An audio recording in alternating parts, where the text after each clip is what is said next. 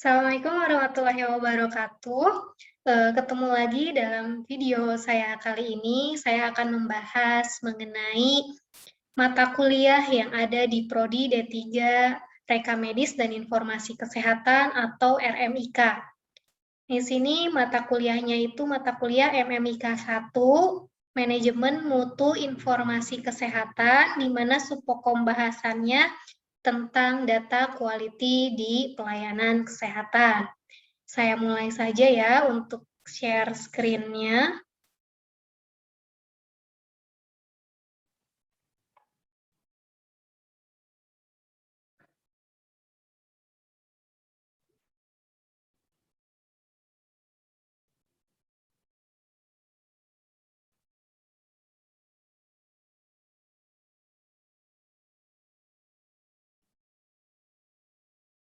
Ya,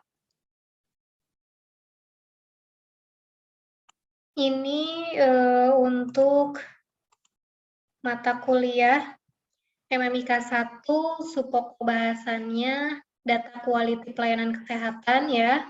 Ini khususnya di Prodi D3 RMIK.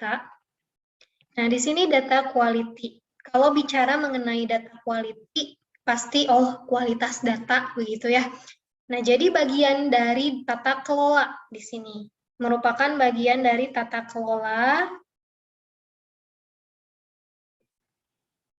Nah, terus di sini juga ada arti lain, yaitu tentang kelengkapan dan keakuratan data.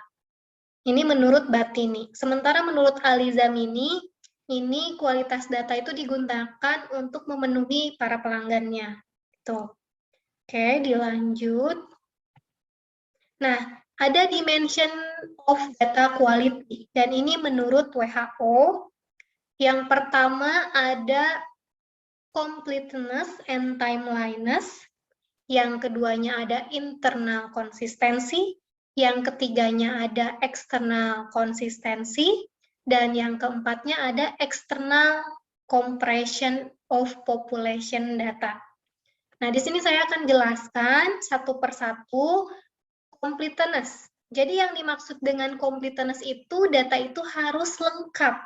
Ya, harus lengkap, jangan sampai ada data yang tidak terlaporkan.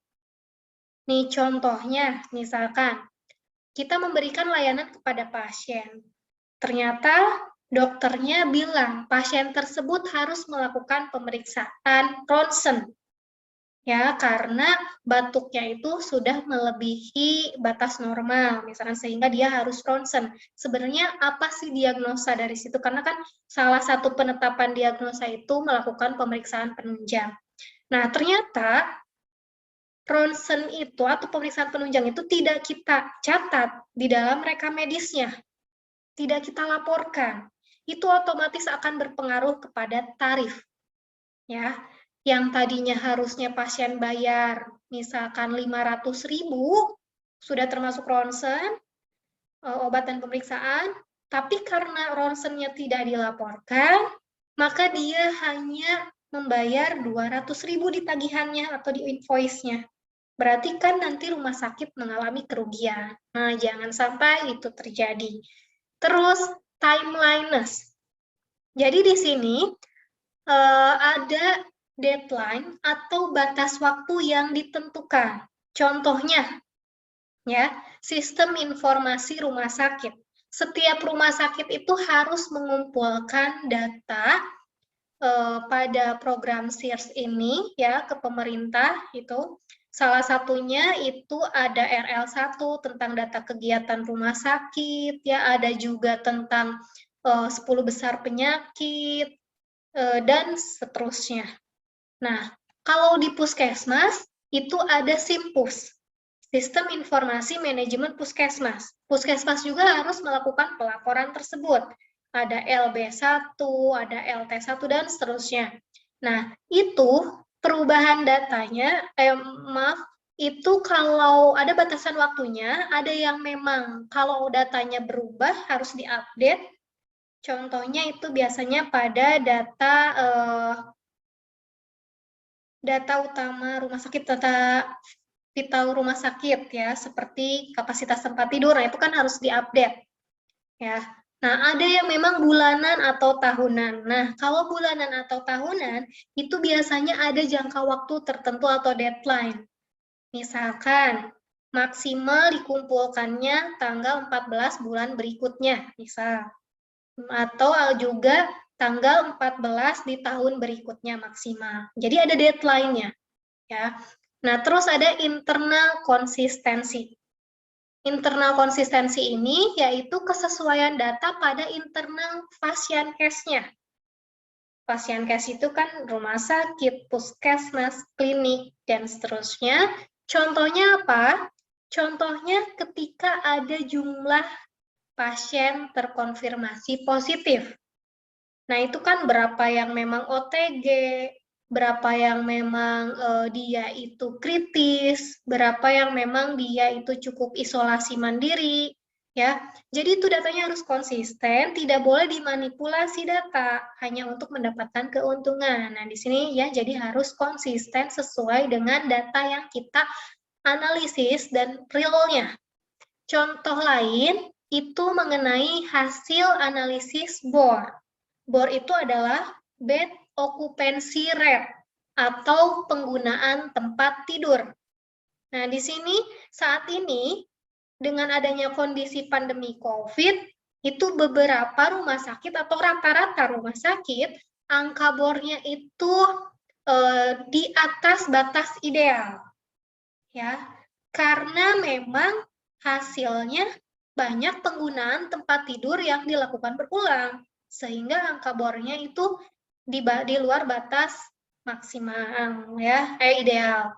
Nah, itu juga harus konsisten. Kalau memang penggunaan tempat tidur itu kurang dari batas ideal, ya dilaporkannya sesuai dengan hasil analisis tersebut. Tidak boleh dimanipulasi ya. Nah, terus eksternal konsistensi. Eksternal konsistensi ini pengumpulan data dari beberapa sumber. Contohnya, saat ini kan pemerintah menggalangkan program vaksinasi. Vaksinasi ini kan harus terdistribusikan kepada masyarakat luas, khususnya secara nasional. Nah, maka nanti akan ada data di mana muncul jumlah persentase sebaran vaksin ya yang sudah tersebar berapa sih persentasenya, ke daerah mana saja ya, terus jangkauannya sampai mana dan seterusnya. Ada juga nanti angka persentase jumlah masyarakat yang telah divaksin. Jadi nanti juga ada persentase berapa jumlah masyarakat Indonesia yang sudah divaksin, misalkan di Jawa Barat, di Bandung khususnya, misalkan sudah dari sekian populasi yang ada di Kota Bandung, sudah berapa yang divaksin. Nah, itu akan muncul data seperti itu. Jadi itu berdasarkan sumber, ya, nanti dikumpulkan sehingga nanti datanya menjadi data nasional. Nah, terus external comparison of population data. Jadi di sini data itu harus ada hubungan dengan populasi datanya. Contohnya, yang terlaporkan pasien terkonfirmasi positif itu ada 100 orang contohnya. Tapi yang melakukan pemeriksaan PCR itu hanya kurang dari 100 orang. Kok bisa? Yang melakukan pemeriksaan kurang dari 100, tapi yang dinyatakan positif ada 100. Nah, jadi ini harus di cross-check ulang tentunya. Apakah memang pasien tersebut sebelumnya melakukan PCR di tempat lain, sehingga pas masuk di kita, misalnya di layanan kita, itu dia sudah terkonfirmasi, sudah memang dinyatakan positif, gitu, atau juga memang ada kesalahan data atau miss data. Ada yang tidak tercatat, ataukah ada yang memang tidak valid, dan seterusnya. Itu kan perlu yang namanya evaluasi ya, dan nantinya diperbaiki data tersebut. Oke, nah lanjut. Di sini ada data quality pelayanan kesehatan menurut AHIMA. Jenis datanya salah satunya ada application, ada collection, warehousing, sama analisis. Dan untuk karakteristik data quality-nya ada 10, Ya, kita bahas saja. Nah, ini jenis data menurut AHIMA-nya yang tadi application. Jadi application itu apa sih? Tujuan dikumpulkan data ini untuk apa? Kok harus dikumpulkan datanya? Gitu ya. Jadi harus ada tujuannya. Collection. Jadi proses terakumulasinya si elemen-elemen data ini bagaimana prosesnya? Bisa melalui suatu program statistik atau dengan hitungan manual statistik, yaitu silahkan. Nah, terus di sini ada warehousing, yaitu proses dan sistem untuk menyimpan dan memelihara data tersebut. Kalau misalkan sudah terkomputerisasi, maka harus gunakan software yang memang bisa menyimpan dan memelihara data tersebut, ya, tidak terkena virus dan sebagainya. Kalau manual juga bagaimana nih cara menyimpan dan memeliharanya supaya tidak cepat rusak dan seterusnya, gitu ya. Terus analisis. Analisis ini proses menerjemahkan data menjadi informasi dengan suatu aplikasi biasanya. Ya, tapi kalaupun manual tadi ya bisa dengan hitungan statistik manual atau yang memang sudah ada aplikasi sehingga data-data yang terkumpul itu menjadi suatu informasi yang berguna. Nah, karakteristik datanya di sini yang tadi ada menurut WHO itu yang pertama akurasi. Jadi data itu harus akurat sehingga valid. Contohnya apa? Ada penulisan, kesalahan penulisan atau tipografi pada diagnosa pasien. Nah, itu kan fatal ya, kalau salah menulis diagnosa kepada pasien nanti salah pemberian pengobatannya, gitu ya. Nah, terus misalkan juga salah nama pasien. Nah, itu kan juga fatal juga. Padahal orang ini nggak akan dioperasi, tapi karena salah datanya jadi orang ini malah dioperasi atau sebaliknya gitu ya. Nah, itu juga tolong diperhatikan. Terus ada accessibility. Jadi data itu harus mudah diakses, tersedia, dan punya nilai guna. Ya. Nah, contohnya di sini menyediakan sistem informasi sehingga pasien itu mudah mencari informasi yang dia inginkan. Seperti aplikasi mobile. Contohnya sekarang banyak ya, ada Halodoc, ada Halodoc, dan seterusnya. Nah, pasien kan, para pengguna dengan mudah bisa mendapatkan informasi-informasi ya. Terus juga ada website, dan seterusnya. Jadi bisa diakses oleh masyarakat luas dengan mudah. Terus comprehensiveness. Di sini harus ada ketersediaan data. Nah, ini juga bisa menyediakan aplikasi data sehingga para pengguna dapat mendownload hasilnya. Contohnya apa? Hasil pemeriksaan penunjang seperti lab, radiologi, USG, dan seterusnya. Terkadang kan untuk hasil-hasil beberapa pemeriksaan penunjang itu tidak langsung real time ya, harus menunggu beberapa jam atau bahkan beberapa hari. Nah, supaya pasiennya tidak bolak-balik ke rumah sakit, itu bisa dengan dua cara, misalkan pihak rumah sakitnya atau pelayanan kesehatannya mengirimkan hasilnya kepada pihak pasien, atau yang kedua itu dengan menyediakan aplikasi di mana pasien bisa tinggal download saja hasilnya, kan itu bisa ya, jadi itu ketersediaan data. Terus konsistensi, data itu harus konsisten dan berkualitas. Contoh, dalam penggunaan singkatan diagnosa, itu harus konsisten dan tentunya sudah disetujui oleh semua pihak pengguna. Ya, jadi harus disepakati nih mengenai singkatan-singkatan, jangan sampai nantinya multitafsir. Terus currency. Currency ini ada batas waktu expire data. Contohnya, ada data pasien yang sudah nonaktif, sudah lebih dari 7 tahun dia tidak melakukan kunjungan ataupun pengobatan ke pelayanan kesehatan kita misalkan. Kan itu harusnya sudah diretensi ya. Jadi data-data yang memang sudah tidak punya nilai guna, ya nanti ada masa retensinya atau ada masa juga dimusnahkan, begitu ya. Nah, terus granularity. Granularity ini merupakan bagian data yang dapat dipecah-pecah. Contohnya dengan biasanya ini ya, data nama pasien ada first name, kan itu bisa dipisah, ada juga last name. Biasanya kita kalau mau daftar email juga kan biasanya ada first name atau ada last name ya. Nah, itu kan bisa dipisah datanya. Oh ya, maaf ini kelewat, ada definition. Definition ini harus punya arti yang jelas, ya biasanya menggunakan data dictionaries ya. Kalau misalkan ICD ya pedoman, kalau coding ya mengkode diagnosis ya pedomannya ada di ICD begitu. Terus ada precision. Precision ini datanya numerik dan ini contohnya pada dosis obat. Dosis obat itu tidak boleh dilakukan pembulatan yang memang naiknya lebih tinggi.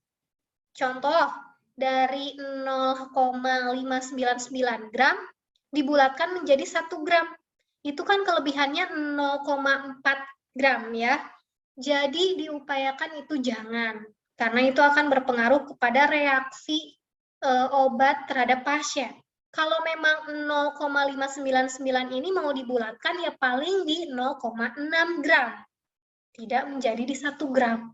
Ya. Terus relevansi. Data itu harus ada hubungan. Ya.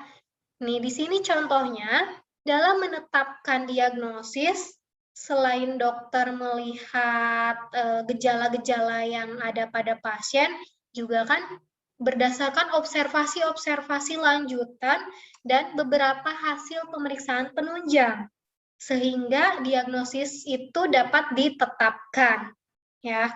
Jadi nggak asal nebak. Kalau asal nebak itu namanya dukun ya. Nah, terus timeliness. Timeliness ini adalah ketepatan waktu. Jadi contohnya untuk nilai lab pemeriksaan kritis itu harus tepat waktu ya. Karena ini kayak hit and run gitu. Jadi kalau tidak cepat, maka penanganan ke pasiennya akan lambat, maka pasiennya akan berakibat fatal, misalkan ya bisa lewat dan seterusnya. Gitu, itu kemungkinan-kemungkinan terjadinya. Oke, nah terus apa sih tujuan dari health data atau data kesehatan? Ini menurut WHO ada review. Jadi yang pertama itu adanya peninjauan, ya, planning, atau perencanaan, monitoring, ya, improvement, perbaikan-perbaikan ketika memang ada miss, dan reporting, pelaporan. Sehingga data yang kita kumpulkan itu menjadi suatu informasi yang penting dan berguna. Nah, terus ada method to ensure data quality. Ini merupakan langkah atau cara untuk memastikan kualitas data sesuai dengan tujuannya sehingga mencapai keberhasilan atau tujuan yang diinginkan ya, goals-nya. Nah, di sini tujuan dari method to ensure yang pertama adalah mampu bersaing dan merencanakan strategi bisnis secara nasional maupun internasional sehingga aset kita bisa meningkat atau bahkan bertambah. Terus, mampu memberikan informasi barang ataupun jasa kepada customer. Kalau kita di pelayanan kesehatan, ya yang kita berikan adalah jasa. Ya. Terus, mampu meningkatkan kepatuhan persyaratan hukum. Ya. Nah, ini persiapan dan implementasi data quality di fasilitas pelayanan kesehatan itu bagaimana? Ini menurut WHO ya. Yang pertama itu harus lakukan survei dulu di Fasiankesnya. Lingkup Fasiankes baik mau rumah sakit, puskesmas, klinik, balai pengobatan, tempat praktek dokter itu kita survei. Nah, ini tingkatannya bisa provinsi, kabupaten, kota, ya, kecamatan, kelurahan, desa. Terus adanya pengawasan dan kontrol survei tersebut. Ya, jadi jangan ada nanti data-data gaib ya disebutnya. Tuh. Terus nanti dikumpulkan sampel atau data yang sudah kita dapat berdasarkan hasil survei. Nanti di sini ada yang namanya verifikasi data oleh tim verifikator. Benar nggak nih datanya? Valid nggak? Akurat tidak? Nah, terus nanti diidentifikasi, diadaptasi, dan direproduksi alat surveinya itu baik secara manual maupun elektronik ya, pakai suatu aplikasi misalkan. Sehingga nanti kita kompilasi hasil tersebut. Dan kita laporkan kepada pihak yang berwenang sehingga menjadi suatu informasi. Nah, ternyata kalau misalkan untuk datanya itu kurang baik atau kurang bagus, maka biasanya harus ada pelatihan-pelatihan khusus untuk meningkatkan kualitas data tersebut. Atau juga untuk peningkatan juga ada yang namanya pelatihan-pelatihan untuk ini ya, pengembangan setiap elemennya. Tuh.